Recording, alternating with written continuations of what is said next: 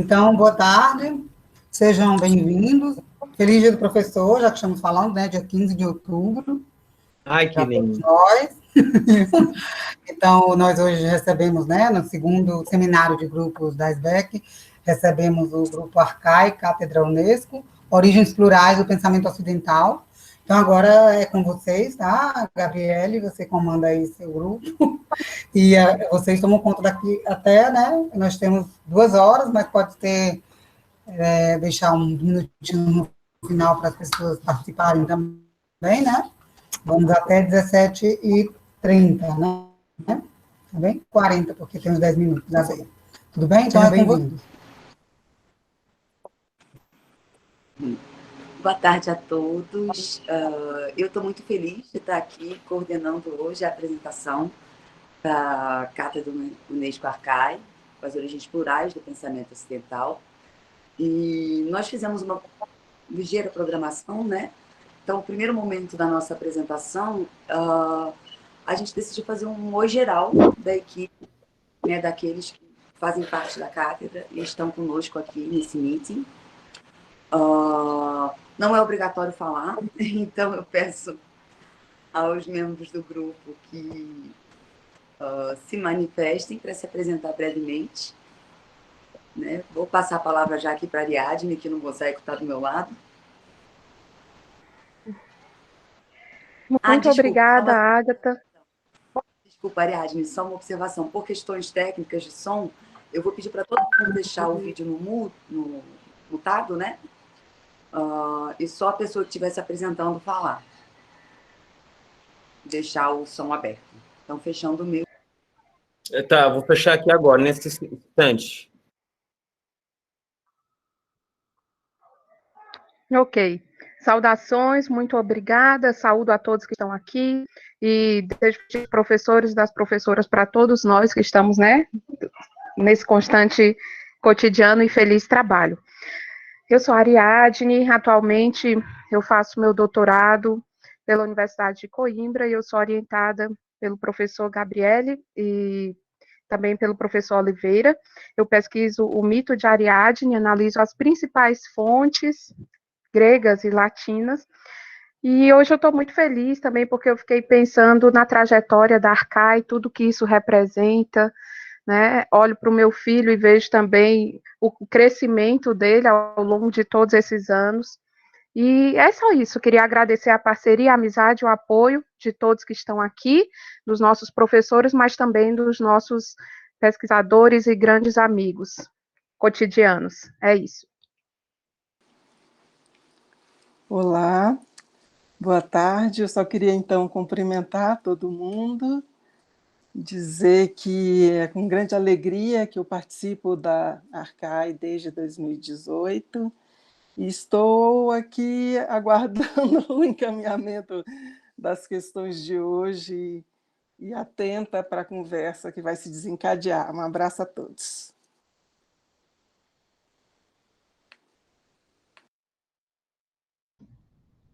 A Rosane não passou, mas eu vou pegar o bastão no ar, pode ser?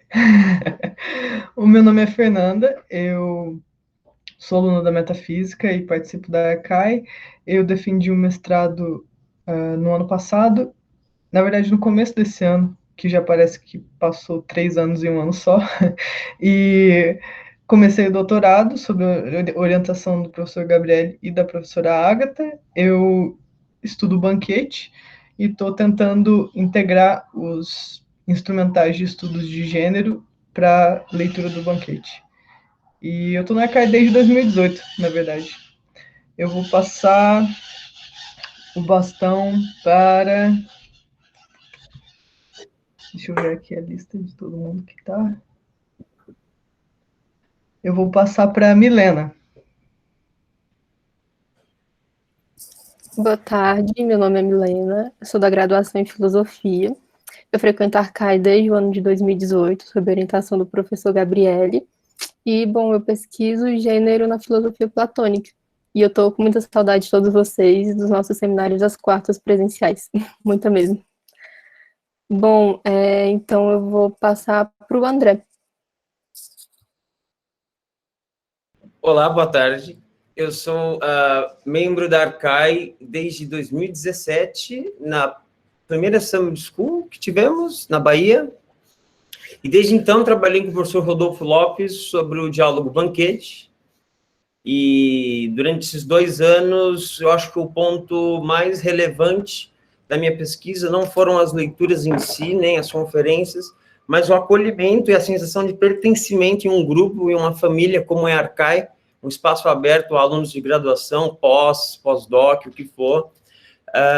E essa experiência muito enriquecedora me levou a seguir adiante no doutorado, onde estou agora orientado pelo professor Gabriele Cornelli, e que continuo com esse espaço livre de desenvolvimento de ideias, de desenvolvimento da minha pesquisa, num ambiente muito rico e muito acolhedor a qualquer tipo de pesquisa em estudos clássicos, pesquisas de gênero, como a da Fernanda, pesquisas muito relevantes. É isso.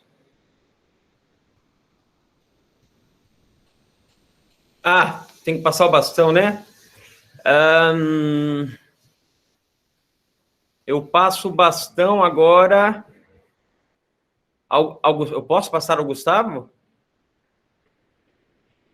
Ou não entra? Entra? Então, com prazer, eu passo o bastão ao nosso querido Gustavo, quero ouvi-lo, e eu vou agora tirar o meu som aqui. Pô, eu nem sabia que era essa dinâmica, fui pego de surpresa, mas estou aqui. Sou Gustavo Gomes,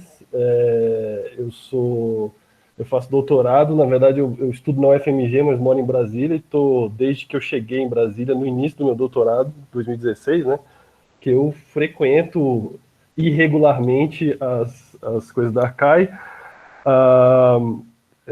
Eu sou meio, como é que se diz? Eu sou uma pessoa meio esquisita, não vou muito nas coisas, mas eu participo ocultamente. Então eu edito a revista, por exemplo, estou no podcast. Então, enfim, estou aí, né? Eu estudo pré-socráticos de um modo geral, mas especialmente Demócrito e cosmologias, né? Enfim, e eu acho que é muito legal a Arcai, acontecem coisas muito legais, tem gente muito boa e é um ambiente muito maneiro para se conversar. Eu estou sem vídeo também, desculpa. Enfim, legal, agradeço por vocês me acolherem, apesar das minhas estranhezas. Eu preciso passar o bastão, né? Vou passar para o Henrique, que eu estou vendo aqui na minha tela, então o Henrique está com você. Obrigado, Gustavo. Eu preciso entender um pouco a dinâmica, então. Esse é o oi geral, haverá o vídeo institucional antes de uma fala um pouco mais demorada, agora é só um oi mesmo, né? Isso. É isso. Então, tá bom. Então, eu sou o Henrique, eu sou professor aqui de História Antiga na Universidade de Brasília, no Departamento de História, e atuo agora também na pós-graduação de Metafísica. Faço parte da Arcai há um tempinho já, e sempre muito feliz por poder contar com uma equipe, como o André falou, uma equipe que estimula sempre e, sobretudo, a inovação de todos os integrantes, né? Com diz respeito à pesquisa e à extensão também. Então, eu estou muito feliz, realmente, de estar aqui. Tá bom? É isso. Não sei para quem eu posso passar a palavra agora, vou precisar de uma ajuda da Agatha. Talvez a própria Agatha, não sei. Passa para o Jonatas. Pronto, Jonatas, então, por favor. Ok, bem, boa tarde a todos. Eu sou uma das pessoas que está no Arcai desde 2007, quando estávamos organizando ainda o 5º Seminário Internacional. E entre minhas idas e vindas, né, depois que terminei o mestrado, fiquei um pouco sumido do mapa. E agora estou no Rio Grande do Norte, sou professor de filosofia por aqui. Mas ainda mantenho alguns laços, né? Ainda acompanho como fantasma muitas coisas que acontecem, Fiquei muito feliz, de certa forma, com a situação trágica, né, dos seminários à distância, porque agora eu posso acompanhar de fato a Arcai, um mal, mas que eu acho que gera uma modernização muito legal. A Arcai sempre foi pioneira nessa parte de divulgação, né? Acredito que grande parte do trabalho que a gente tem é de tornar o conhecimento que é produzido, que é público, como algo realmente público. Então, sempre tivemos videoconferências, publicações sempre, a maioria delas ou gratuitas, ou o famoso manda um e-mail e eu te mando o PDF. E acredito que isso é uma boa forma de pensar o conhecimento, né? Conhecimento público, amplo, e isso permite que a gente tenha essas visões plurais, que eu acho que é grande graça da CAI, é isso. Nós não tratamos a história como um cânone consolidado, mas como algo a se construir, a se debater, porque o nosso interesse nunca é meramente histórico, ele é sempre contemporâneo. Sempre somos pessoas do hoje fazendo perguntas para hoje. Usamos toda a cultura clássica como uma forma de estabelecer uma ponte, uma forma de buscar recursos para responder questões extremamente contemporâneas. E com o pouco que vejo da pesquisa dos recentes, das pessoas que entraram nos últimos anos, que infelizmente ainda não tive o prazer de conversar pessoalmente, mas vejo que as pesquisas mantêm nesse tom e fico muito feliz por isso. Bem, passo o bastão para quem? Eu não tenho uma lista. Ou eu já dou play no vídeo institucional, como preferem. Eu voto na Ágata. Ágata, ótima escolha. Por favor, Ágata. Faço uma apresentação breve também, que não fiz, né, quando tomei a palavra. Então, eu sou a Ágata Bacelar, professora do Instituto de Letras, Departamento de Linguística Portuguesa e Letras Clássicas, e também do programa de pós-graduação em Metafísica. Meu contato com a Arcai, acho que começou desde que eu entrei na UNB, em princípio de forma não tão formal, né, mas que foi se consolidando cada vez mais, e agora mais do que nunca, né? Passei a integrar o programa no final do ano passado. E sim, como acho que reafirmo o que muitos disseram aqui, né, que é muito reconfortante a gente fazer parte de uma equipe que é de fato uma equipe, né, onde a gente, enfim, eu vou falar um pouquinho mais daqui a pouco sobre os projetos que eu estou desenvolvendo, mas eu acho que a tônica que fica é essa questão do trabalho em equipe, de fato, de um lado, e da pluralidade de metodologias, de perspectivas, né, da multidisciplinaridade que os estudos clássicos exigem, a gente sabe disso. E é isso. Acho que podemos passar agora, então, para o vídeo institucional e viemos aqui para essa apresentação. Joana, que se não me engano, ficou responsável pela apresentação do vídeo.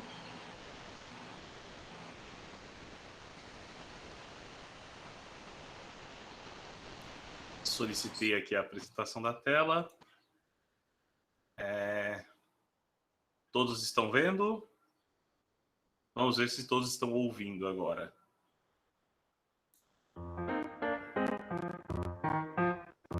Bem-vindos a todos e a todas, bem-vindas. Este é o Instituto Central de Ciências da Universidade de Brasília.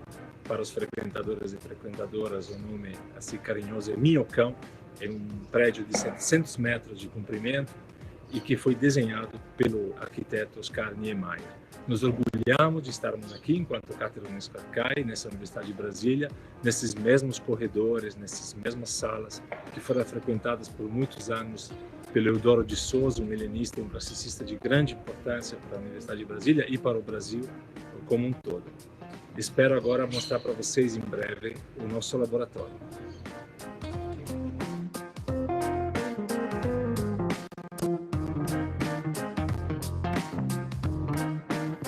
Bem-vindos, bem-vindas ao laboratório da Cátedra Unesco Arcai sobre as origens plurais do pensamento ocidental. É aqui nesta sala, com esta biblioteca que nós trabalhamos todos os dias, pesquisadores, professores aqui da área de letra, de história, de filosofia antiga, que é a base da Arcai, de artes cênicas, e pesquisadores de nível de pós-doutorado, de doutorado, de mestrado, de iniciação científica, de trabalho de conclusão de curso de graduação. Aqui nos encontramos todas as quartas-feiras, há muitos anos, o nosso seminário semanal, que neste momento, estou gravando isso no mês de outubro de 2020, durante a pandemia, esses seminários são transmitidos pelo YouTube, mas normalmente aqui nessa sala a gente estaríamos quase que todos os dias, tomando café, conversando, estudando.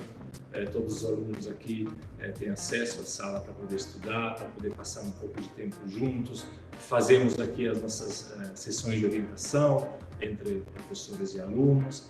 E essa sala também é a sala onde as várias outras atividades da Arcai são desenvolvidas, a publicação da nossa revista, que é uma das melhores revistas de filosofia antiga e estudos clássicos do Brasil, uma das melhores avaliadas, pelo menos.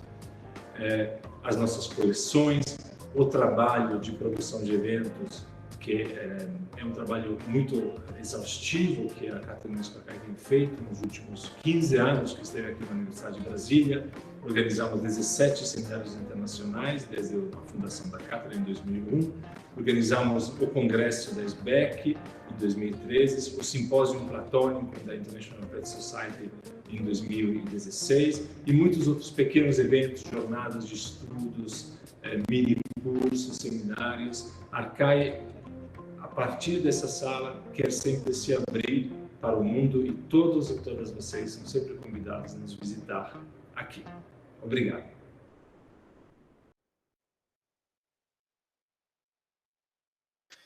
Bem, esse vídeo fizemos como uma forma de apresentar o que é Arcai para quem ainda não conhece o grupo, não interagiu com a gente, não ainda acompanha essa história ainda, né? A ideia é um convite sempre amplo para todos integrarem, nos ajudar nessa construção. E também temos um outro vídeo feito com alguns depoimentos de pessoas que fizeram parte dessa história, né? Fazem parte dessa história. Aqui. Este. Então, peço que apreciem. Olá, meu nome é Mariana.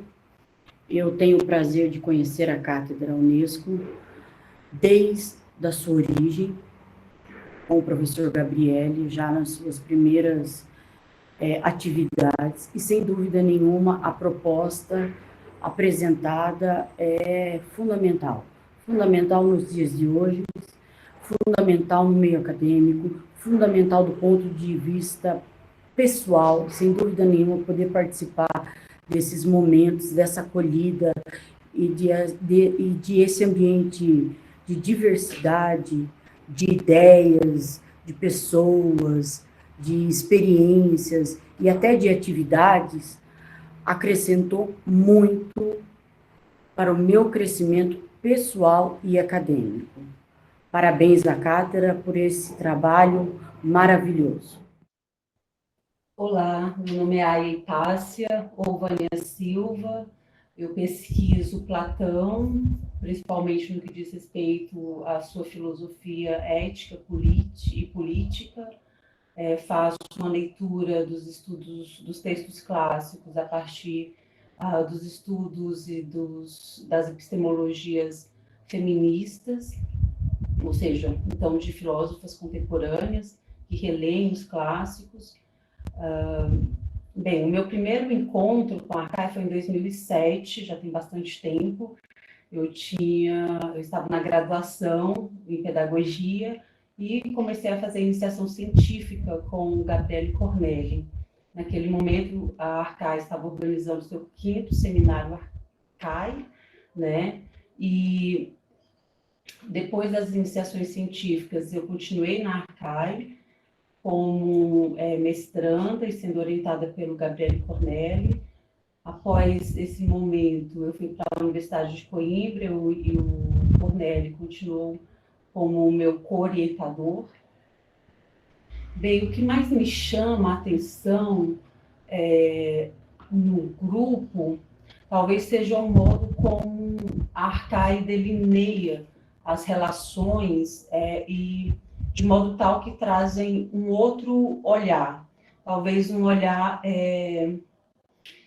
decolonial para dentro dos estudos clássicos. E também isso faz com que tenha um cuidado com a crítica, né? Uma crítica que seja construtiva e que seja construtora, mesmo que desconstruindo paradigmas que foram paradigmas paradigmas tais como os racistas, os misóginos, os patriarcais, que construíram por muito tempo o conhecimento. Né? A Arcai, ela se compromete a não reproduzir esses paradigmas e a pensar nas origens, nas Arcai, de um modo plural, de um modo diverso, de um modo que seja acolhedor a essas multiplicidades e a essa outra forma de pensar as origens. Pessoal, olá, eu sou Aldo Dinucci, sou professor efetivo titular do Departamento de Filosofia da Federal de Sergipe e coordenador do GT Epiteto. O meu primeiro contato com a Arcai se deu quando eu mandei um e-mail para o Gabriele, né, e enviei para ele nossa tradução bilíngue do Manual de Epiteto há muitos anos, e ele gostou muito e publicou na Arcai, foi uma honra para nós. E foi fantástica aquela viagem que a gente fez para Coimbra, né? Estamos lá com o Delfim, um evento fantástico. E desde então, Gabriele só tem nos apoiado, só tem realmente dado uma contribuição enorme, não só para nós aqui em Sergipe, do Vivavox, da Arcai daqui, mas também para todos os pesquisadores brasileiros que trabalham com filosofia antiga, né? Ele é um verdadeiro mecenas, reconhecidamente um mecenas na área, né? Sempre apoiando, sempre desenvolvendo eventos, fazendo um trabalho fantástico. Então é isso aí. Obrigado, Gabriele, obrigado, Arcai. Um grande abraço para vocês. Olá a todos. O meu nome é Aldi e fui pós-doutorando da Arcai entre 2015 e 2016. Esta passagem pela Arcai teve um enorme impacto na minha carreira. Vinda da área das literaturas clássicas, a passagem da Arcai expôs-me a linguagens filosóficas e a discussões que muito influenciaram os meus projetos futuros. Em termos de trabalho colaborativo, o ponto mais alto e para o qual trabalhámos quase ao longo de 2 anos foi certamente o Simpósio Platónico, cuja organização e realização teve lugar pela primeira vez no Hemisfério Sul. Além disso, o facto de termos ganho a Newton Fellowship para uma partnership entre Cambridge e Brasília foi uma grande conquista. Em termos humanos, ainda hoje, passados 4 anos, continuo a beneficiar dos melhores frutos daquela que foi a minha passagem pela cátedra, as amizades. Apesar do oceano que nos separa, continuo em permanente contacto com os amigos que lá fiz. E tudo isto é imensurável. Votos das melhores felicidades à Arcai e a continuação dos melhores sucessos.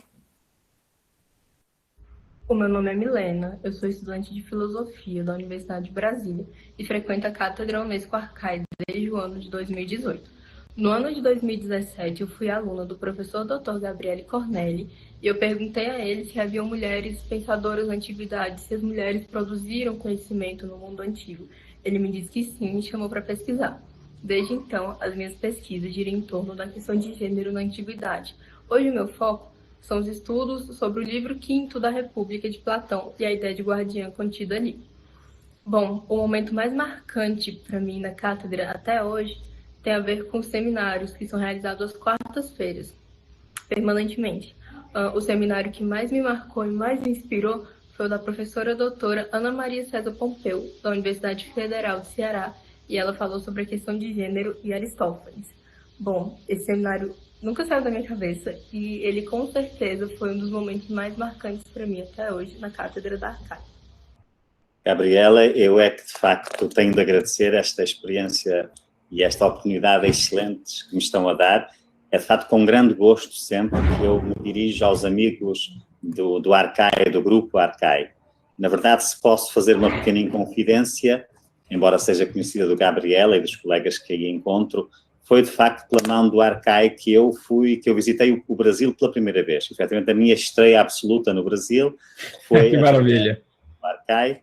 Enfim, uma visita que me impressionou muito, enfim, por todas as razões, e que, na verdade, vinha, no nosso caso, já precedida de uma experiência muito positiva. Nós conhecemos-nos por acaso, a propósito de um encontro promovido por um amigo comum, Lívio Rossetti. Conhecemos-nos há uns anos em Perugia, e desde então, enfim, a nossa amizade tem vindo a crescer, e com a amizade a oportunidade de trabalhar em conjunto, de desenvolver projetos em conjunto, e de resto, o assunto que eu vou falar hoje, que aborda Diógenes Laércio, foi também objeto, Diógenes Laércio como um todo, objeto de um encontro memorável que tivemos há uns anos em Eleia. Foi a primeira vez que, no meu caso em particular, a primeira vez em que eu participei num evento, na verdade, falado inteiramente em português, a língua portuguesa, mas passado num país que não era de língua portuguesa, na bela Itália, claro, enfim, nessa terra de filósofos, de poetas, de artistas, por excelência, vivemos, enfim, alguns dias realmente notáveis de discussão. E, de facto, o mote foi Diógenes Laércio, um projeto que depois saiu um livro muito importante, que tivemos o gosto de acompanhar. Enfim, isto para dizer apenas algumas das coisas que marcam a minha relação com o Grupo Arcai, com o próprio curso, e que são profundíssimas, vão muito além daquilo que eu pudesse, enfim, simplesmente expor por palavras, porque estas raízes profundas que têm não as pode cortar nada, enfim, nem o próprio pensamento, porque, enfim, estão nutridas por uma amizade, por um respeito mútuos e pela consciência muito clara daquilo que eu ganho de todas as vezes que me é dada esta oportunidade. De forma que Gabriel, todo o grupo Arcai, enfim, permitam-me começar por este testemunho público de apreço, que não é nenhum favor que eu faço. O trabalho que realmente têm desenvolvido é notável e o trabalho por esta colaboração lusófona, no melhor sentido possível do termo, e que envolve, enfim, também como timoneiros, um lusófono de paixão, enfim, mas italiano de origem, são efetivamente notáveis.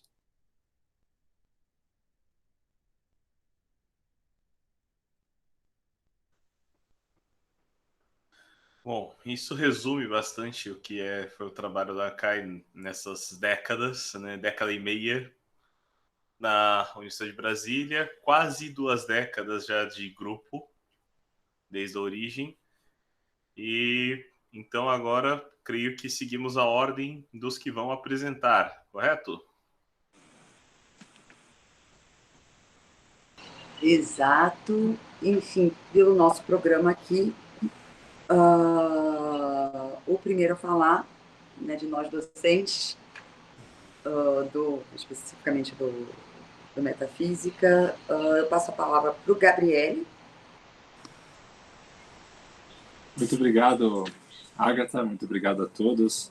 Me permita os agradecimentos que são necessários tanto a Ana Maria como a organização desse segundo seminário, o Jonatas que nos ajudou com os vídeos, muito obrigado.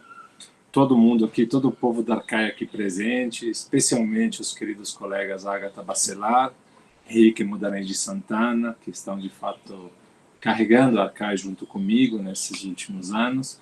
Aldo Dinucci, da seção Sergipana, vocês viram ele no vídeo, mas ele está aqui presente ao vivo também. Mais recentemente, a querida Bia De Pauli, da FRJ, que entrou assim com 2 pés em várias atividades aqui da Arcai, que também vi presente. Muito obrigado pela presença. Tantos amigos, tantas amigas que estão aqui, que eu não vou citar todos, que vieram prestigiar essa nossa apresentação.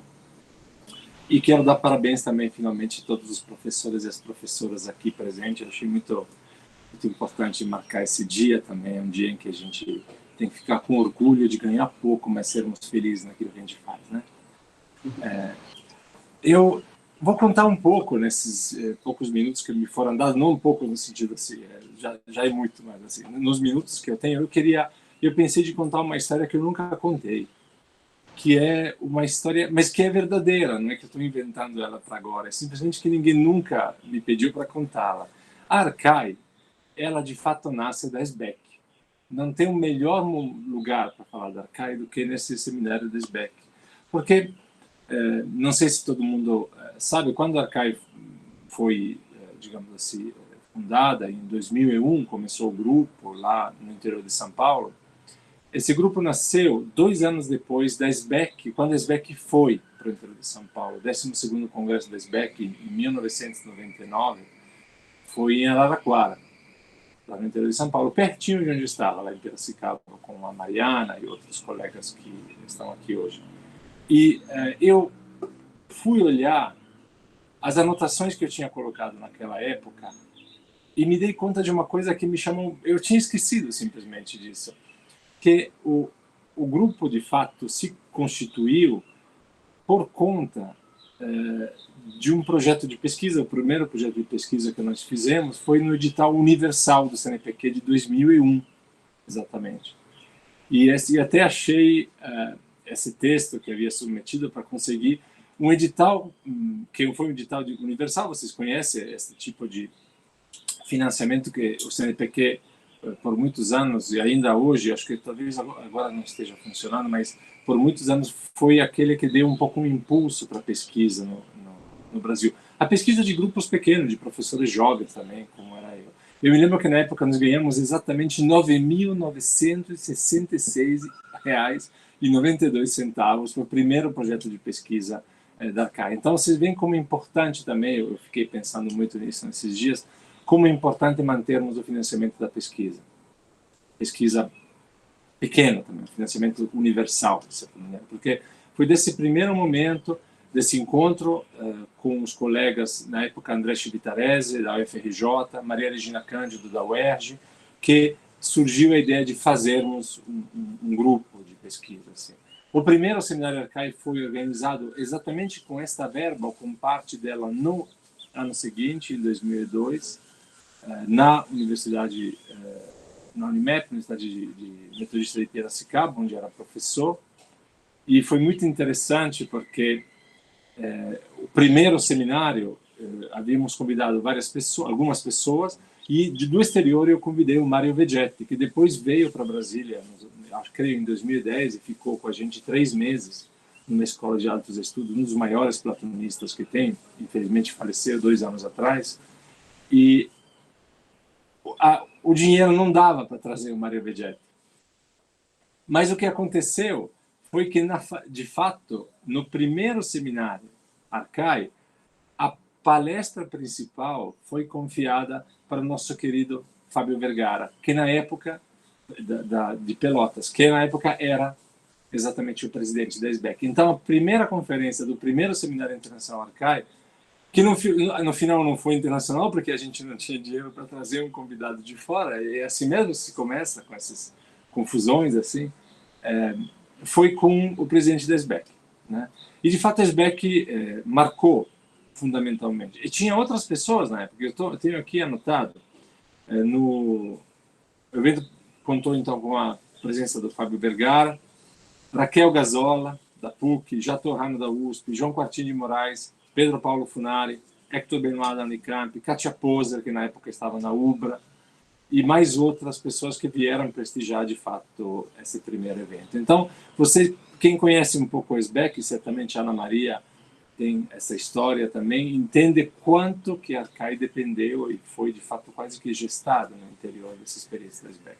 E eu fico muito contente em contar isso aqui, especialmente hoje, para vocês, porque eu tenho muito orgulho da SBEC. Tenho muito orgulho da SBEC. Em 2006, com a minha vinda para a Universidade de Brasília, a Arcai veio para cá, e vou contar a segunda história, que essa talvez alguém já conhece. A primeira, acho que eu não havia nunca contado essa coisa da ligação com a SBEC. De que em 2009, o representante da Unesco aqui no Brasil, que estava em Brasília, conversou comigo e disse: olha, vocês estão fazendo um trabalho muito interessante, por que vocês não viram uma cátedra Unesco? E eu fiquei muito impressionado com a ideia, obviamente fiquei muito assim, honrado com a proposta, e disse: tá bom, o que eu tenho que fazer? Não, faz uma proposta para Paris, e a gente ajuda no sentido que diz que você é um cara legal, e o grupo de vocês é um grupo legal, mas depois eles que decidem. E aí, penso que o ano seguinte, se eu não estou errado, acho que foi o ano seguinte, foi em 2010, o pessoal lá de Paris me chamou e me disse: olha, você tem que vir aqui. Eu achei que era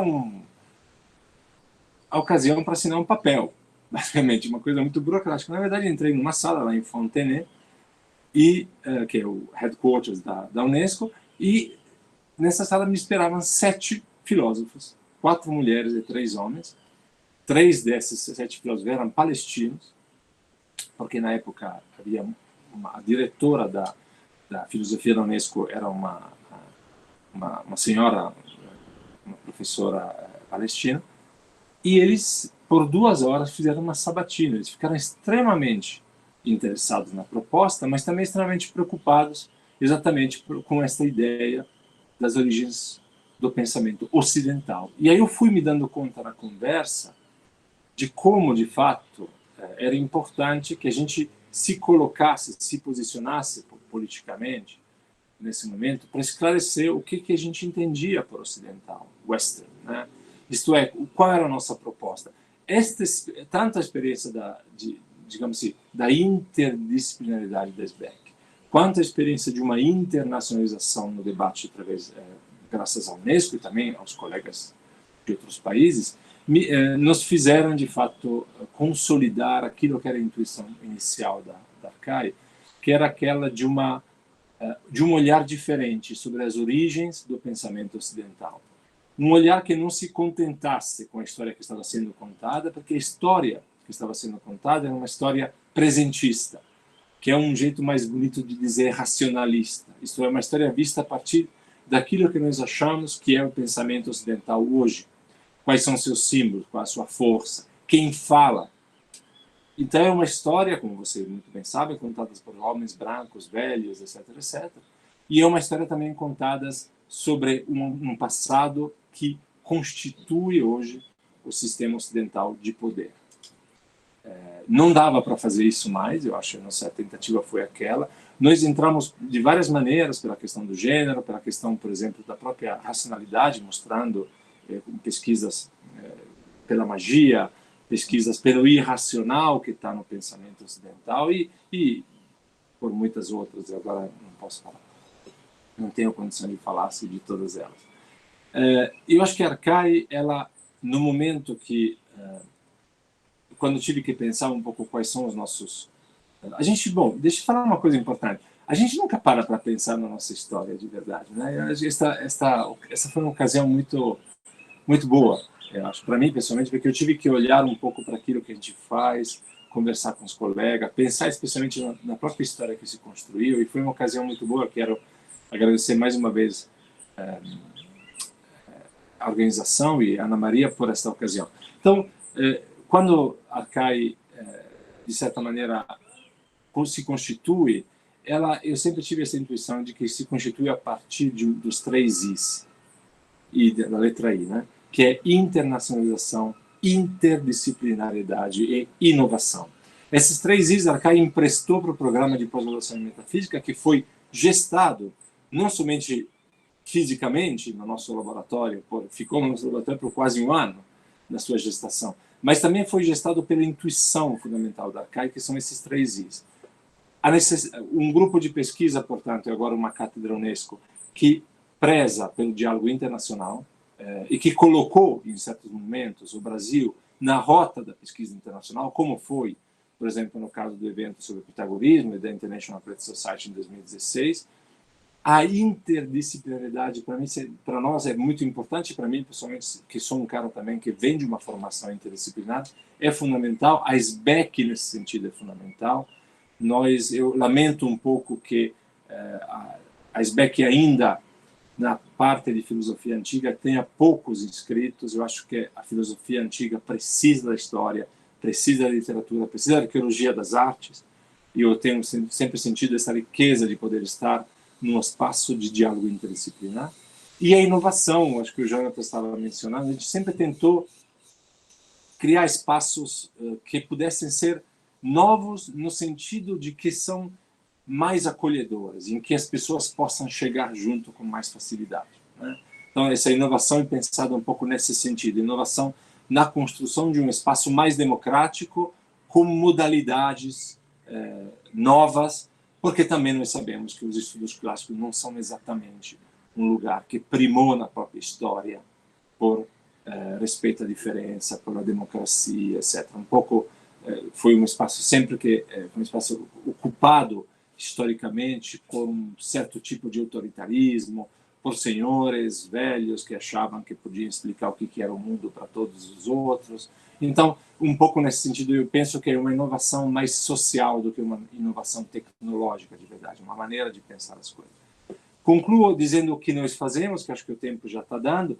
Basicamente, nós fazemos pesquisa. A Arcai é um grupo de pesquisa, uma cátedra de pesquisa, desde o trabalho de conclusão de curso, passando pelos PIBICs. Milena, por exemplo, está fazendo PIBIC nesse momento conosco, vocês ouviram ela falando no vídeo. Agora, mestrados e doutorados. A CAI é uma das duas linhas de pesquisa do programa de metafísica, que é um programa extraordinário, que em poucos anos já conseguiu doutorado, nota 4. Estamos indo firmes para nota 5, espero. Fizemos um programa muito importante nos últimos anos de atração de jovens pesquisadores com bolsa de pós-doutorado, professores visitantes, inclusive do exterior. Eu tenho orgulho que Luca e Rodolfo, que nós trouxemos do exterior, agora estão imbricados, estão dentro do sistema como professores de universidades federais. O programa de metafísica, já falei. Nós também temos tido nos anos um grande cuidado com a formação, escola de estudos avançados, com vinda de professores como o professor Casertano, Tom Robinson, Mário Vegetti. Oferecemos, graças à ajuda especialmente da Mariana, um curso de especialização em estudos clássicos à distância que foi de fato extraordinário e que a gente não consegue repetir pelos limites que tem a nossa universidade nessas coisas. Em parceria com o Núcleo de Estudos Clássicos, oferecemos regularmente disciplinas de graduação da Universidade de Brasília, disciplina de estudos clássicos. Temos várias parcerias internacionais nessa questão da formação. E também, eu concluo, temos tido um trabalho editorial muito forte, uma coisa do qual me orgulho muito. A ajuda da Universidade de Coimbra foi fundamental, da editora Ana Blume, nossa revista Arcai, que é uma revista hoje que é super bem indexada, as várias coleções que nós temos em parceria com a Unesco, com Coimbra, com novamente a editora Ana Blume, a editora Paulus também temos a coleção Cátedra, e mais recentemente, acho que foi uma coisa um pouco deste ano um pouco assim estranho, mas era um desejo que a gente tinha de passar um pouco para a parte da disseminação também, não somente da pesquisa de ponta, mas também da disseminação. O que normalmente nós chamamos de extensão, mas eu acho que eu prefiro a palavra disseminação mesmo, acho mais bonita. Vocês conhecem provavelmente o nosso canal YouTube, que tem um monte de material lá, material bom, mas também material de acesso, e o podcast, que foi citado no começo, e agora o novo projeto, que é o projeto Exópica. Está tudo lá no site, se vocês quiserem ver. E eu quero agradecer novamente o espaço. Muito obrigado, Ágata, por me passar a palavra. Eu estou aqui comovido, ouvindo todos vocês, ouvindo essas histórias, esperando que os próximos 20 anos de Arcai, porque estamos quase nos 20 anos, que os próximos 20 anos de Arcai sejam tão bonitos e tão alegres como foram esses primeiros 20, quase 20.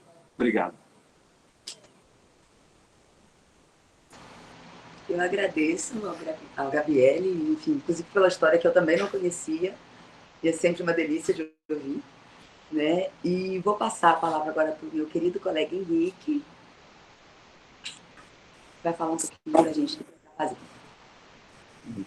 Muito obrigado, Ágata, muito obrigado, Gabriele. Boa tarde a todos, eu fico muito feliz por essa oportunidade de contar um pouco, né, sobre o que nós fazemos aqui em Brasília, né? Sobre o que eu faço particularmente na Arcai, né? As pessoas brincam dizendo que eu sou historiador da Arcai, né? Eu já estou me habituando com isso. É uma responsabilidade grande, mas é ao mesmo tempo um prazer também enorme, né? Aos poucos eu fui sendo atraído, né, pelas atividades da Arcai de modo mais intenso nos últimos anos, devido ao poder mais agregador do Gabriele, né? Todo mundo conhece o Gabriele também por isso, né? A capacidade que ele tem sempre de dialogar com todas as pessoas e de fazer com que as pessoas consigam trabalhar muito bem conjuntamente. Então, eu estou muito feliz por estar aqui e poder falar um pouco das coisas que eu faço na Arcai, né? Eu sou professor de História Antiga, no Departamento de História da Universidade de Brasília, desde 2011. Ingressei em maio de 2011, assim que concluí o meu doutorado. Também fiz aqui o doutorado na UNB, mas na História, orientado pelo professor Vicente Dobroruca. Então, eu sou o que se pode chamar, não de prata, mas de bronze da casa, né? Estou aqui já desde 2008, se for pensar o início do doutorado, que foi continuado de pesquisas que eu inicialmente desenvolvi na graduação e no mestrado na Universidade Federal de Goiás, na UFG, com a Ana Teresa Marques Gonçalves.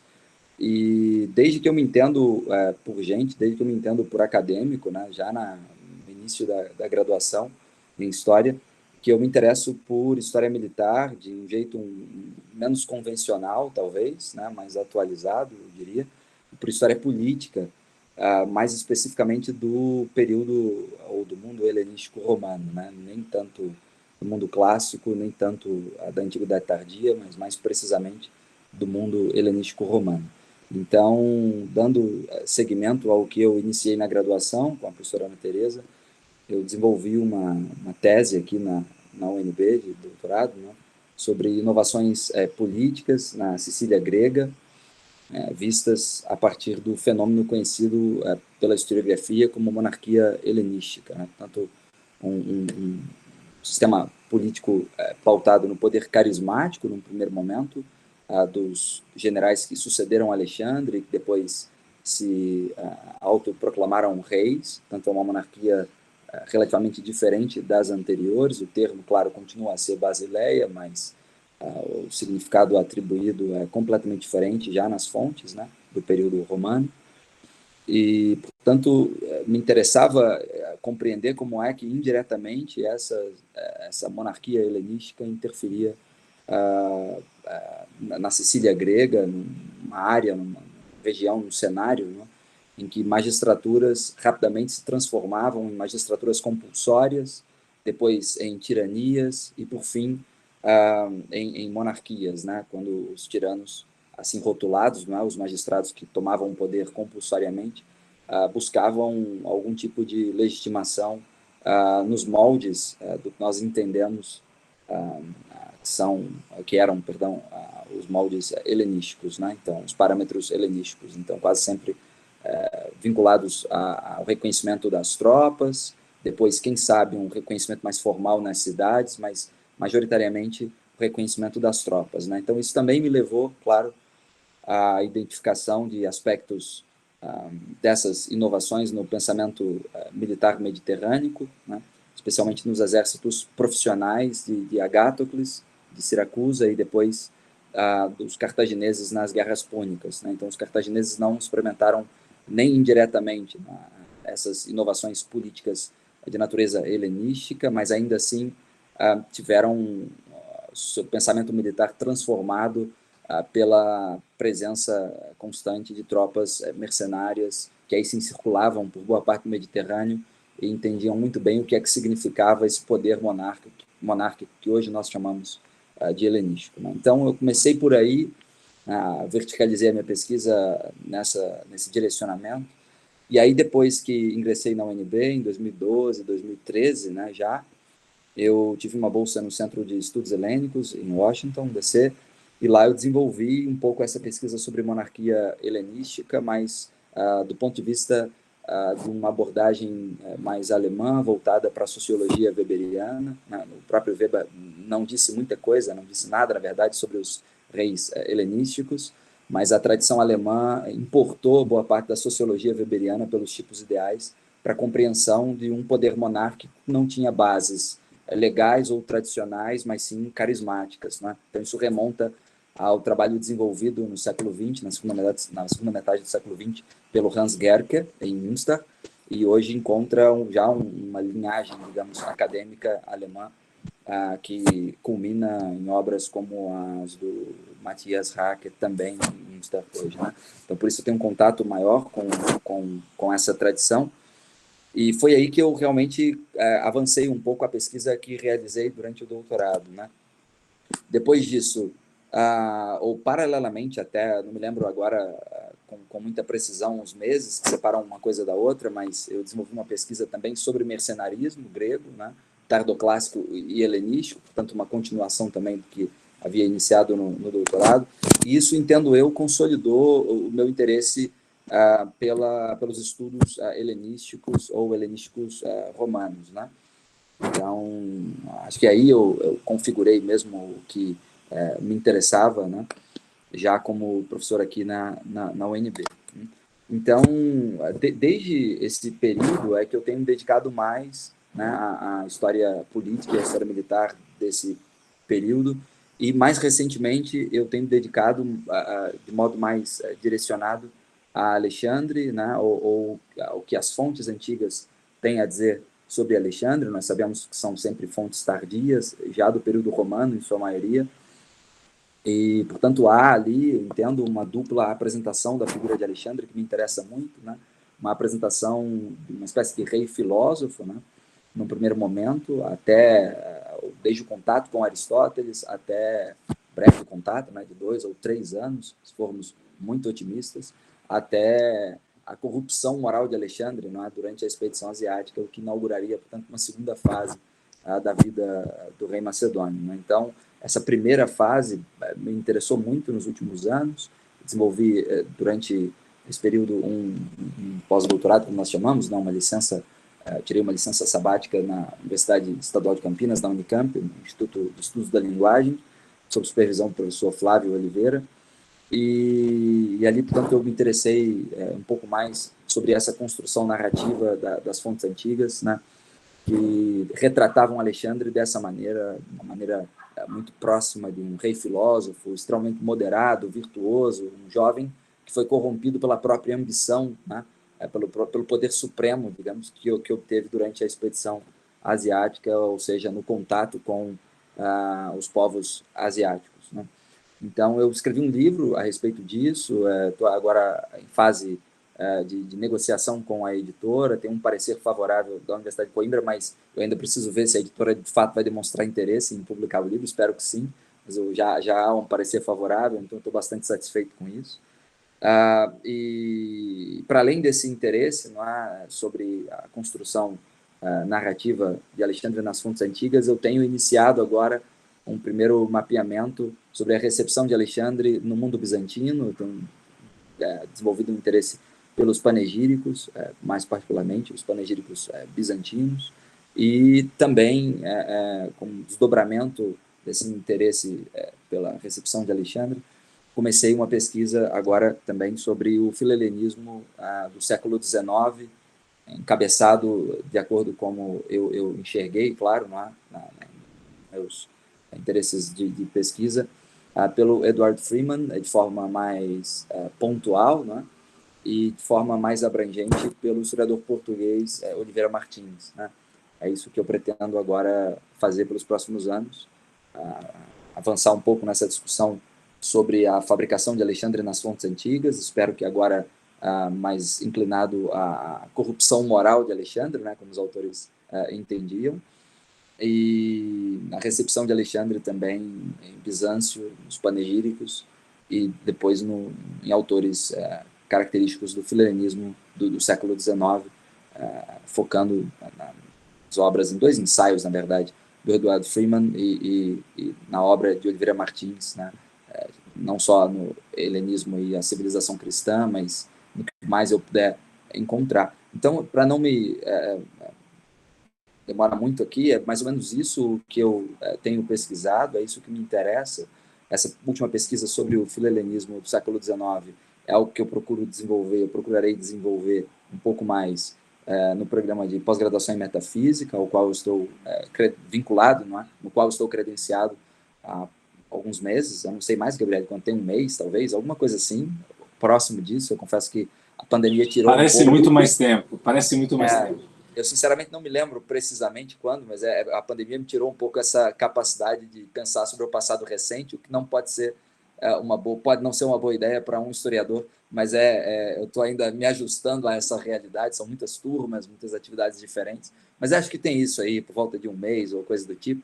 Então, é essa pesquisa sobre o filhelenismo do século XIX que eu quero desenvolver lá na metafísica, porque exatamente esses autores têm suas pesquisas animadas, não é, por uma filosofia da história que é essencialmente hegeliana, né, de forma mais moderada em alguns. O Droysen é um bom exemplo disso, não é? O Oliveira Martins também, mas ainda assim são percepções que envolvem Alexandre e o mundo helenístico, e que são bastante animadas, de fato, por uma filosofia da história de linhagem hegeliana, pelo menos, né? Então, é basicamente isso o que eu faço aqui. Eu agradeço a oportunidade de falar, né, sobre essas pesquisas, e passo a palavra de novo à Ágata para darmos seguimento à apresentação do grupo, né? Obrigado. Obrigada, Henrique. Enfim, eu também fiquei de apresentar aqui, né, de falar brevemente sobre o que eu estou desenvolvendo na Arcai. Enfim, eu me credenciei no programa de metafísica no final do ano passado, né? Mais ou menos no mesmo momento em que eu comecei um novo projeto. Enfim, depois eu vim pesquisando tragédia desde a iniciação científica até o doutorado e querendo, né, mudar um pouco o foco de pesquisa, decidi fazer uma pesquisa sobre com poesia amélica, e muito também por demanda, sobretudo das estudantes, né, de graduação mesmo, organização científica e tal. Decidi fazer um projeto sobre gênero e erotismo na poesia grega antiga. E fiquei muito feliz de ter sido, enfim, conseguia ser contemplada no começo desse ano com uma visita técnica pela FAP-DF, a convite da professora Violaine Seriat-Couchet, lá do Centro Animat, né, Antropologia e História dos Mundos Antigos, na França, que reúne várias universidades. Foi uma visita, enfim, muito breve, que só me deu a oportunidade de assistir algumas conferências e fazer uma fala, mas tudo muito rápido. Uma visita mais até para a questão bibliográfica mesmo, que a gente sabe que na área de estudos clássicos a gente, né, precisa, mas que teve também, deu frutos já bastante interessantes, porque foi nessa visita que a professora Violaine me propôs de fazer a tradução de um site com uma exposição virtual. Eu vou até colocar, fazer uma propaganda aqui, vou colocar o link no chat.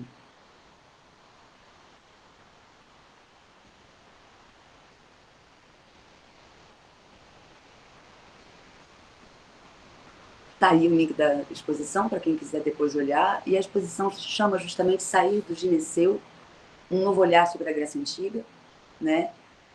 E são vários verbetes, digamos, porque é uma exposição, então tem todas as imagens que estão acompanhando,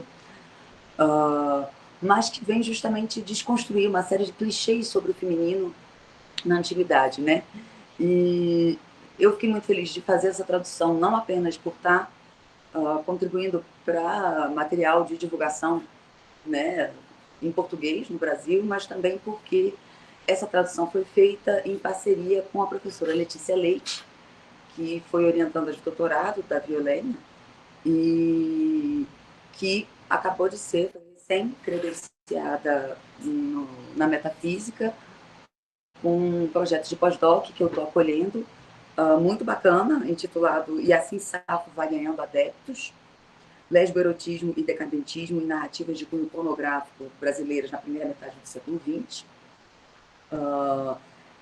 O título, inclusive, tem a citação, esse Assim Safo Vai Ganhando Adeptos, é uma citação, né, de uma obra de um jurista do século XIX, mas, enfim, então um trabalho sobre gênero, uma pesquisa sobre gênero, mas que também inclui a recepção, né, dessa poesia grega e das categorias de gênero. E, de todo modo, enfim, o projeto está começando, né, mas eu acho que vale a pena aqui eu, em linhas gerais, especificar que esse projeto é um projeto de gênero, mas que, ao mesmo tempo, se situa, eu diria até por uma questão política, né, numa abordagem que eu gosto de chamar de antropológica da Grécia Antiga, no sentido em que é uma abordagem que tenta forçar um pouco o estranhamento diante dos textos gregos antigos, justamente pelo fato desses textos serem textos carregados de toda uma tradição e uma recepção, né, que vão sendo filtrados ao longo dos séculos, para resumir e retomar um mote, né, de falas, não só minhas, mas também da Vânia, do Gabriele e do Jonatas, né? Eu gosto muito de pensar as origens do título da cátedra, não exatamente num ponto de vista essencialista, de uma origem que dá conta e explica o presente, muito menos de um ponto de vista historicista, da origem como fato histórico, né? Mas prefiro pensar essas origens como uma espécie de mito de fundação, numa brincadeira, né, de uma certa inversão aí, mas justamente, se a gente pensa até o conceito levi-straussiano de mito, tal como resumido por Viveiros de Castro, né? Como uma narrativa de um tempo antes da grande partilha, né? Que vai contar a passagem da natureza à cultura. Nessa narrativa ocidental, que se cristaliza com o projeto hegeliano, por exemplo, no século XIX, a Grécia ela é muito justamente essa cultura que promove essa passagem da natureza à cultura, né? Então, agora é claro que a gente sabe que essa narrativa está inserida num contexto, enfim, colonial, europeu, moderno, né? E o que eu acho interessante da gente pensar na ideia de mito de fundação, da origem como mito de fundação, é porque o mito de fundação ele nunca é uma narrativa fixa, né? Ele é uma narrativa que vai sendo sempre atualizada de acordo com as dinâmicas do presente e que precisa dessas apropriações e dessas atualizações no presente para continuar sendo eficaz e fazendo sentido, né? E o que eu acho que a gente percebe hoje é justamente que a Grécia é mito de fundação, tal como descrita pelo filhelenismo do século XIX, ela não dialoga mais, né? Ou ela não tem mais a mesma eficácia no mundo de hoje, né? E aí a brincadeira é um pouco propor leituras coerentes com os textos que nos chegaram, mas, antes de tudo, coerentes com as questões que são nossas hoje em dia, né? E aí, para a questão do gênero, quase sempre, né? Ou, enfim, é muito comum a gente ouvir quando você está trabalhando com gênero na antiguidade, que é uma questão anacrônica, né? A ideia é muito mais a gente pensar que toda questão que a gente vai colocar ao passado, por princípio, é uma questão anacrônica, pela própria distância histórica entre quem está perguntando, né, e quem está sendo interrogado. Mas faz uma diferença muito grande, sim, e daí talvez, nesse sentido, sim, política, se não ética, porque ela implica uma questão de responsabilidade, né, que é a questão da gente ter consciência dos nossos anacronismos. Anacrônicos seremos, a questão é justamente termos consciências de onde estamos, como, né, e onde estamos levando nossas questões para o passado ou não. Enfim, na questão, o gênero aí entra não exatamente como um objeto de estudo, né, mas como ferramenta de análise. Justamente para a gente sair um pouco, né, e aí vem bastante de teoria feminista, estudos de gênero em geral, mas para a gente sair dessa ideia do gênero como objeto, ou seja, de pensar, sei lá, uma história do feminino, que pressupõe um feminino único e essencializado ao longo do tempo, né, mas pensar o gênero como categoria de análise, ou seja, como forma de interrogar culturas do passado, né, atentos, sobretudo, às diferenças entre as dinâmicas, hierarquias ou configurações de gênero no passado e no presente. E é claro que são perguntas que nós fazemos para textos antigos, para termos respostas sobre nós mesmos, muito mais do que sobre os antigos, né? Então, um pouco a partir dessa pegada, né, o projeto ele foi formulado mesmo como uma espécie de umbrella, né, até pensando em orientações possíveis e tudo mais. Então, ele se desdobra tanto para pesquisas de recepção dessa poesia, como o projeto super legal da Letícia, mas também para estudos filológicos conscientemente anacrônicos e, portanto, responsáveis por suas projeções, né, interrogando os textos antigos. E, enfim, esse projeto também se articula, de certo modo, com um projeto que eu estou desenvolvendo na iniciação científica, que chama Entre Festas e Ritmos, aspectos performáticos e musicais da poesia grega, porque nesse ano eu estou com 3 estudantes, né, a Gabriela, a Luísa e a Esther, e todas as 3 escolheram fragmentos de Safo para a gente trabalhar. Então, e a ideia é que cada aluna pega um poema, um plano de trabalho, e aí na primeira etapa da pesquisa elas fazem um estudo de ocasião de performance, tradução do texto, um estudo, enfim, iniciação dos estudos filológicos, para numa segunda etapa a gente propor uma abordagem pedagógica até da poesia grega de uma forma mais lúdica, e é brincar de cantar e dançar os poemas nos ritmos, né, nos metros da poesia.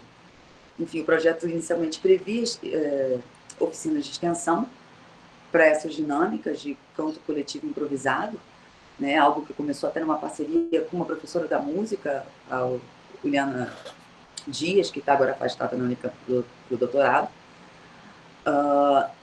Nesse ano agora, com essa questão, a gente está pensando se a gente consegue fazer soluções remotas entre a gente para desenvolver material para depois.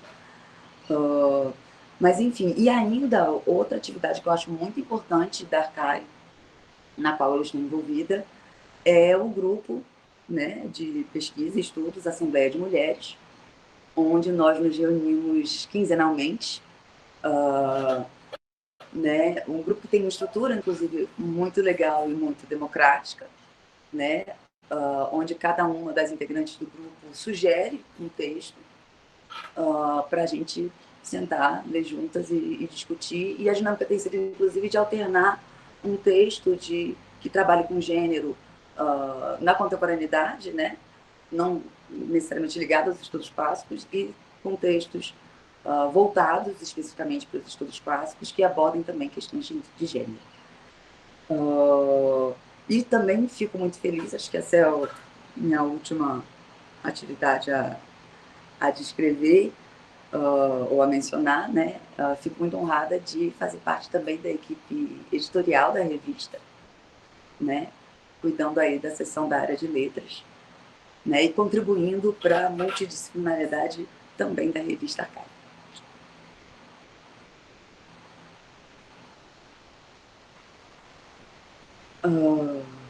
Obrigada, gente. Enfim, com isso, eu acho que nós, em princípio, encerramos nossa apresentação, mas é claro que temos um espaço e tempo aí aberto para perguntas. Posso quebrar o silêncio? Claro. Isso, por favor. Boa tarde a todos, a todas, a todos. Foi colocado aqui no chat um pouco mais cedo, o Jonas até comentou também, eu estava esperando que algum de vocês falasse, lembrasse, mas é porque a Arcai é tão grande, são tantas informações, e eu tenho uma passagem ainda aqui breve por essa cátedra, num momento pré-pandemia, mas que já estava antenado com o que a gente está vivendo hoje, que foi a especialização em estudos clássicos à distância. E foi um momento muito marcante, muito especial, com grandes nomes dos estudos clássicos no Brasil e de Portugal.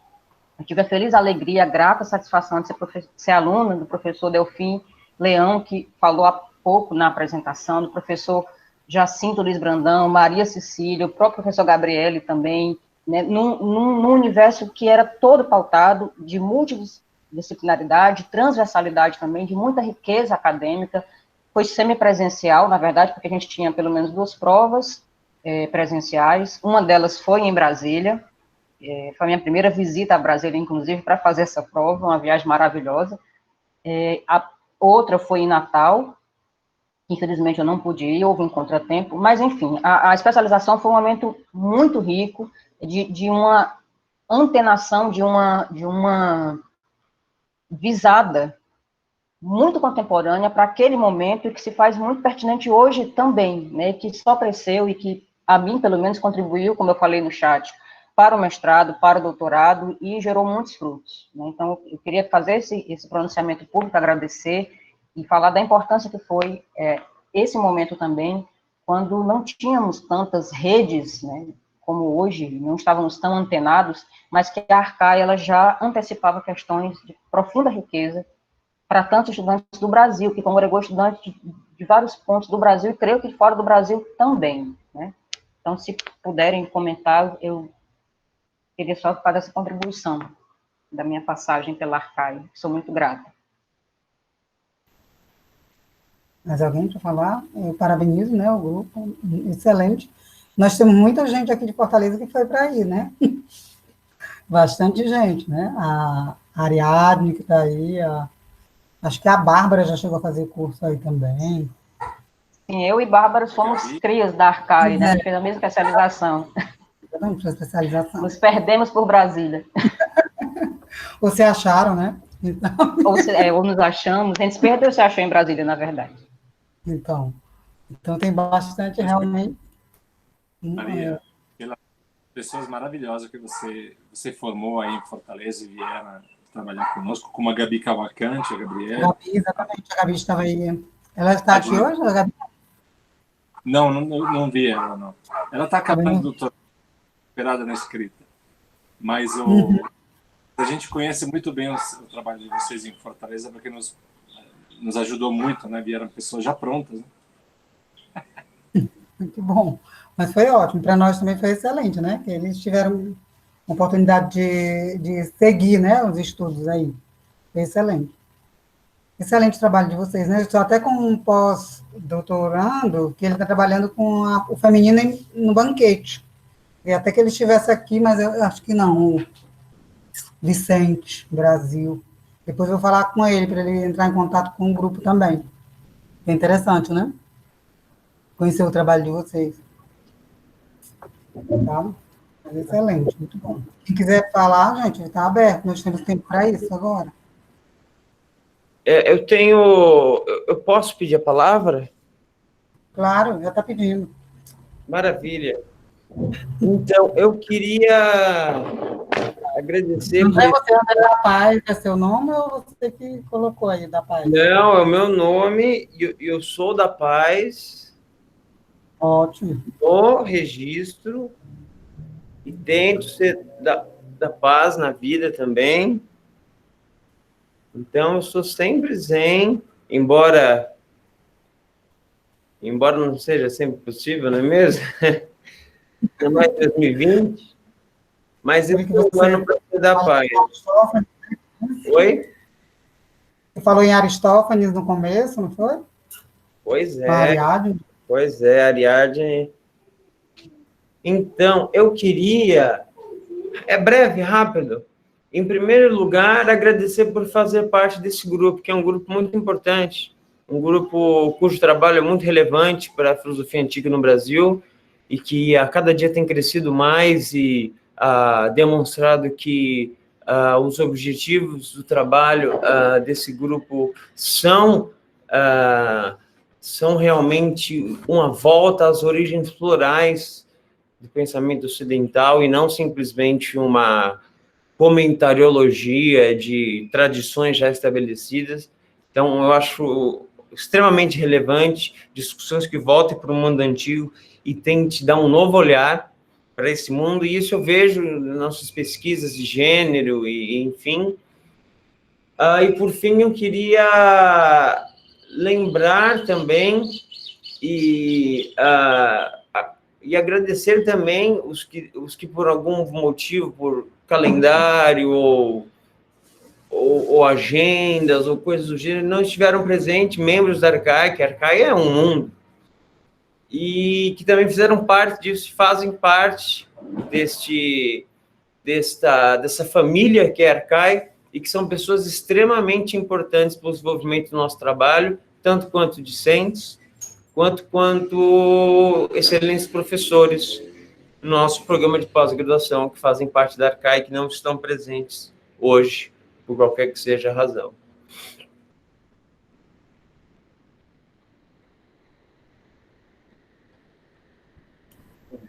É isso. Muito bem, André.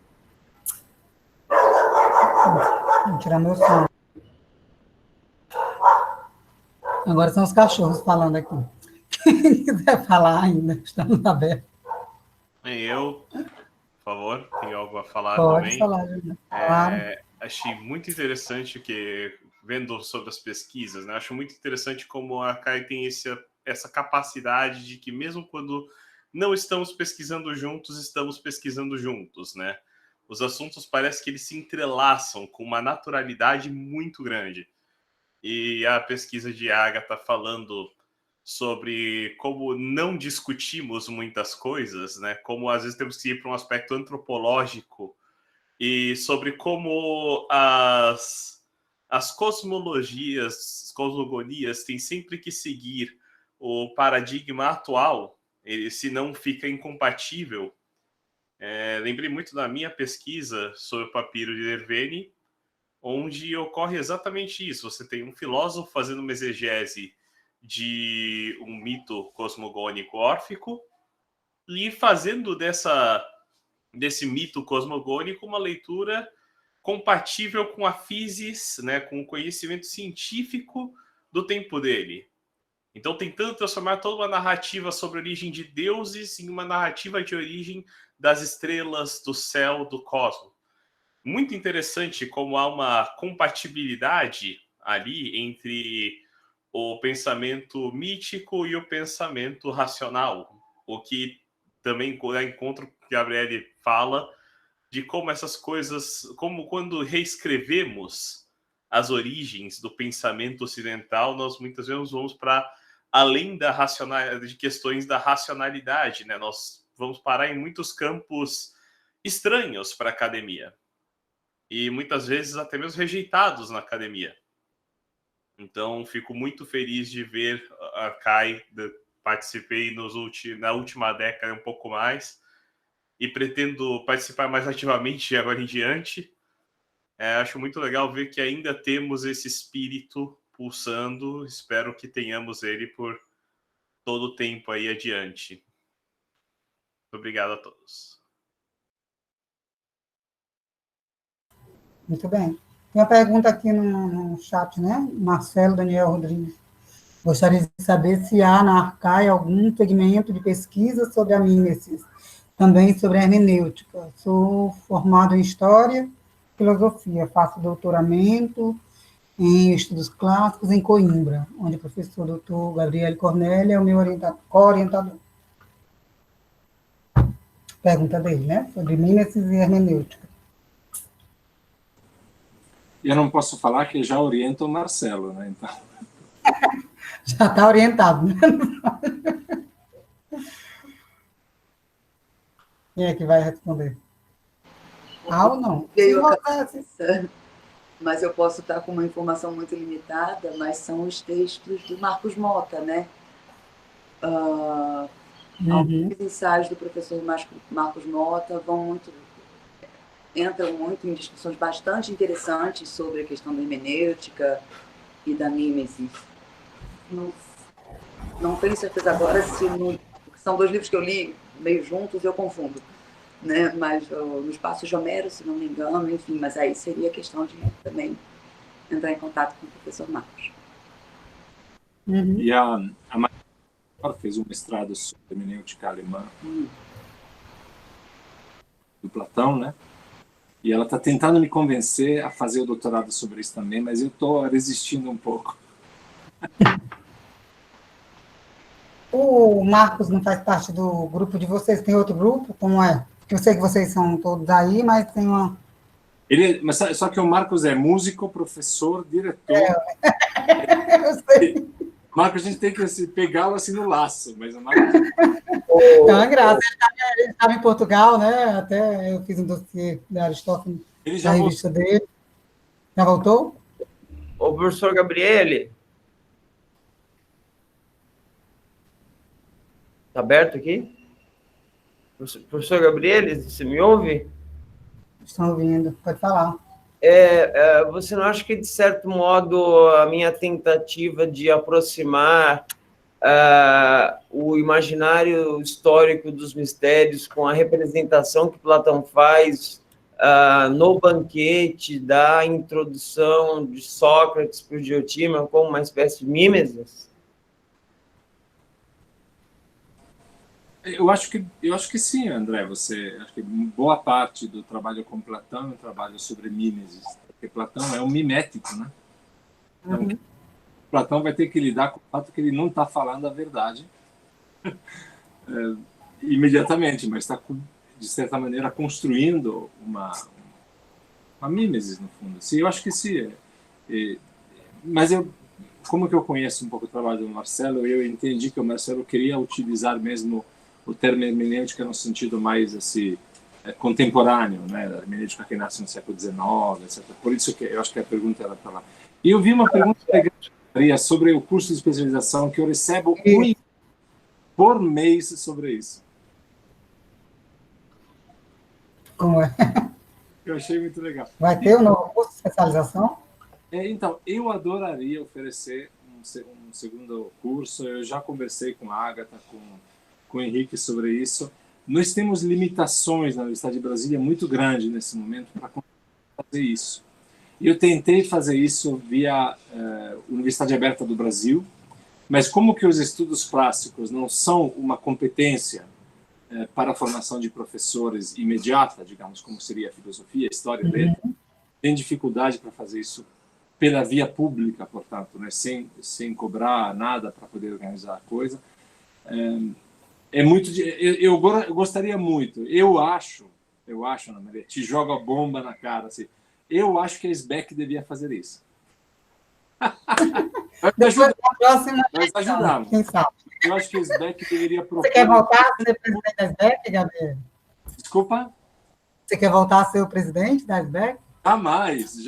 Eu adorei ser SBEC. Porque né, pode ser aí e de repente a presidência pode estar aí, olha, quem sabe? Irresistível. Eu adorei ser presidente da SBEC. Uma das melhores presidentes... Foi muito bom aí, eu gostei. Queria outro SBEC aí, para eu ir de novo. Eu gostei daí, acho que foi uma das melhores. Te agradeço. É uma coisa que eu até com o Henrique Kairos, na época, que nos encontramos agora recentemente lá pela organização de Juiz de Fora, né?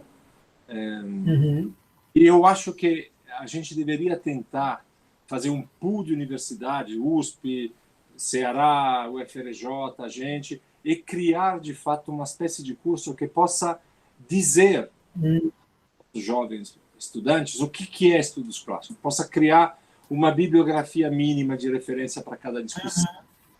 Seria muito interessante se a gente tivesse pode ser formada a partir de um grupo aqui que estão conosco, porque precisa de muita energia para essas coisas, né? Precisa de muita e precisa, o que é mais importante, precisa de uma universidade que dê o diploma.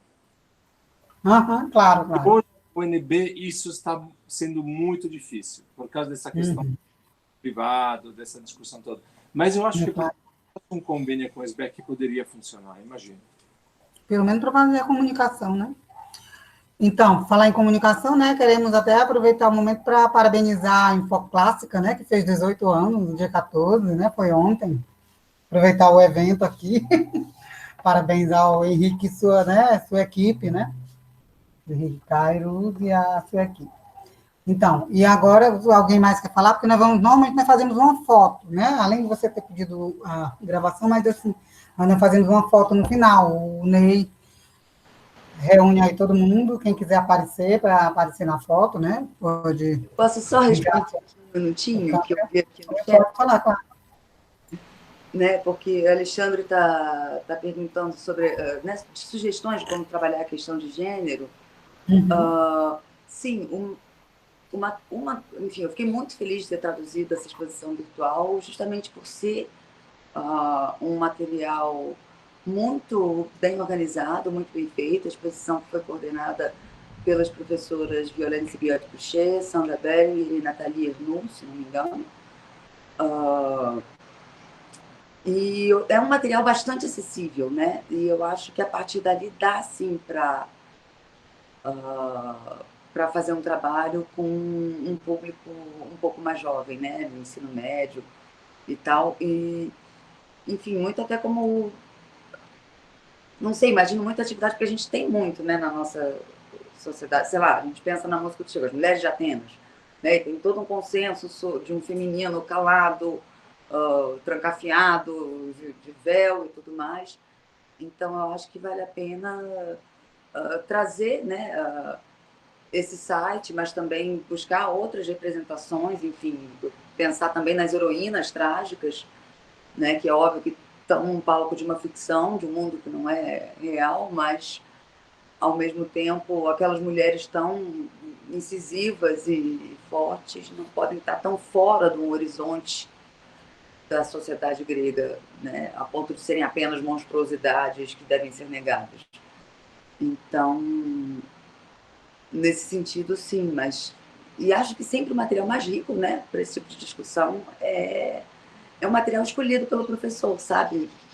Assim, né? Às vezes a gente fica com uma implicância muito... Né? É óbvio que facilita, mas a questão de você escolher e selecionar, às vezes, um artigo que menciona uma Antígona, né? Ou uma personagem do presente que a imprensa vai lá e chama de Antígona, enfim. Então, questões interessantes aí, eu acho, para trazer essas questões de gênero para o ensino médio.